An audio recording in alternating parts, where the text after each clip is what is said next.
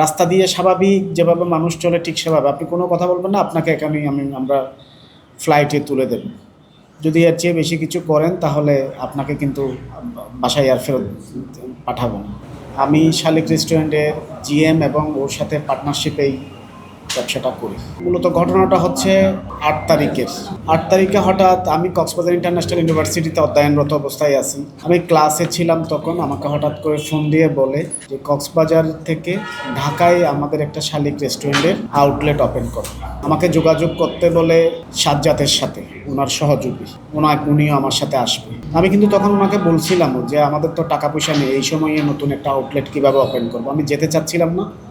পরে সাজ্জাদ আমাকে এক প্রকার বাধ্য করে ফোন কনফারেন্স করছে, আমার ফোন, নাসিরের ফোন এবং ওনার ফোন কনফারেন্স করে, আমি যাব না যেহেতু বলছি, কনফারেন্স করে আমরা তিনজন একসাথে কথা বলে এনিহাও আমাকে ম্যানেজ করছে নিয়ে যাওয়ার। বিমানবন্দর থেকে নেমে ফার্ম গেট একটা গাড়িতে করে নিয়ে গেল। যেদিন নিয়ে গেল আর যেদিন আমাকে ছেড়ে দিল, এর মধ্যে আমি ওই ফ্ল্যাট থেকে আর বেরোতে পারিনি।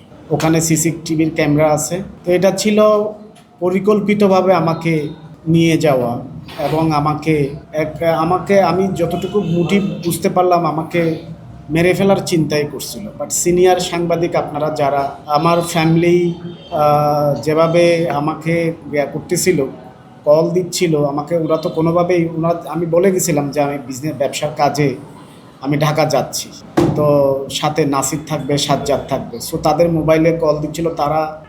উনি আমার ওয়াইফের সাথে, আমার ভাইয়ের সাথে কথা বলাই দেয় আমাকে, কিন্তু আমাকে ভিডিও কলে দেখায়নি। কারণ আপনারা দেখতেছেন আমার অবস্থাটা কেমন। ভিডিও কলে যদি আমি কথা বলি তাহলে আমার এই মারপিটের বা আমার চেহারার অবস্থাটা তারা দেখলে তো বুঝতে পারবে। তাই তাদের খুবই সন্দেহ হয়। একদিন গেল, 2 দিন গেল, গতকালকে সকালবেলায় আর একেবারে গিয়ে না পেয়ে আপনাদের সিনিয়র সাংবাদিক যারা আছেন তারা যখন এটা জোরে সোরে যখন ওনার শালিক রেস্টুরেন্টে গেলেন বা বিভিন্ন জায়গায় যখন জিজ্ঞেস করলেন, তখন ওনারা আমাকে সাথে সাথেই, আমি হাঁটতে পারতেছিলাম না, আমাকে এক প্রকার জোর করে বলল যে আপনি সুস্থভাবে হাঁটেন। এমনভাবে আমাকে নেওয়া ছিল যে সিগারেট খেতে পর্যন্ত বাধ্য করাইছে। সিগারেট খান, হাঁটেন, মানে রাস্তা দিয়ে স্বাভাবিক যেভাবে মানুষ চলে ঠিক সেভাবে আপনি কোনো কথা বলবেন না, আপনাকে এখানেই আমরা ফ্লাইটে তুলে দেব। যদি এর চেয়ে বেশি কিছু করেন তাহলে আপনাকে কিন্তু বাসায় আর ফেরত পাঠাবো না, ঠিক এভাবে বলছে। আপনারা যদি খোঁজ নিয়ে দেখেন, উনি আমার 20 বছর আগে থেকে পরিচিত মানুষ। নাসির আমার বন্ধু, খুব ক্লোজড একজন ফ্রেন্ড। ইভেন এমন সময় ছিল, আপনারা খবর নিলে দেখতে পারবেন, আপনার রেনভিউ রিসোর্টের মালিক মুকিম সাহেব, ওনার ওখানে আমি কাজ করতাম, সে অনেক আগের কথা। তখন উনি খুব অভাবে ছিল। আমার চাকরিটা, আমি একটা ভালো জায়গায় যখন চলে যাচ্ছিলাম তখন আমার জবটা আমি ওনাকে দিয়ে গেছি।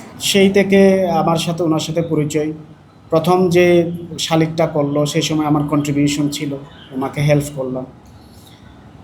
আমি যখন 2015 সালে সিগাল হোটেলে জয়েন করি, তখন আমি এর আগে 4 মাস পুরো সময়টা থেকে ওই পুরাতন শালিকটা আমি নিজেই দাঁড়িয়ে থেকে জিনিসটা করলাম।